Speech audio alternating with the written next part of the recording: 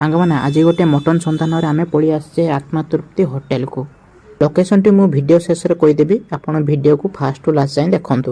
ଭିତରକୁ ଏଣ୍ଟ୍ରି କଲା ପରେ ଭାଇଙ୍କୁ ଆମ ଅର୍ଡର କଥା କହିଥିଲେ, ଭାଇ କହିଲେ ଯାଇକି ଭିତରେ ବସନ୍ତୁ, ଆପଣଙ୍କ ଅର୍ଡର ନିଆଯିବ। मेन्यू अच्छी केटा कोन खाइबा ଭିତରକୁ ଆସିଲା ପରେ ଆପଣଙ୍କୁ ଏମିତି ମେନୁ ମିଳିଯିବ ଆଉ ଆଗରେ ଦୁଇଟି ରୁମ୍ ମିଳିଯିବ, ଆପଣ ଯୋଉଥିରେ ବସି ଖାଇପାରିବେ। ବାକି ରୁମ୍ ଭିତର ଗୁଡ଼ା ଇଣ୍ଟେରିୟର ଡିଜାଇନ ବହୁତ ଭଲ ଥିଲା, ଆପଣମାନେ ଆରାମସେ ବସି ଖାଇପାରିବେ। ना ना मटन मिल गोटे କିଛି ଟାଇମ୍ ୱେଟ୍ କଲା ପରେ ଆମର ମଟନ ଥାଳି ଆସିଯାଇଛି ଆଉ ଆପଣମାନେ ଦେଖିପାରୁଥିବେ କ'ଣ କ'ଣ ଆଇଟମ୍ ସବୁ ସେଥିରେ ରହିଛି।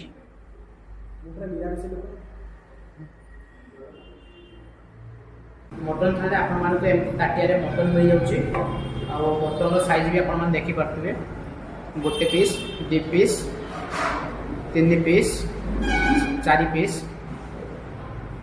चारि पांच पीस रहि जिवो आ ता सहित आलू रहि जिवो आ एमती बहुत बड़ ताटिया रे मिल जिवो ता सहित आपण मानको भात प्याज गोटे भजा आ घांट मिल जिवो माछ घांट मिल जिवो ता सहित खट्टा फ्राई करिया मटन का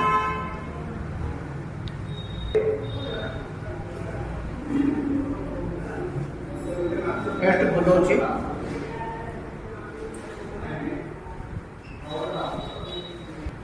मटन ठीक ठाक से सीझी इवनिंग टाइम रे एठी आपण मानकु सब प्रकार फास्ट फूड मिल जियो भी। एटा होचे बालेश्वर आसीबार रास्ताटा आउ एटा मेडिकल छक साइड रे एई होटलटा मिल जियो आपन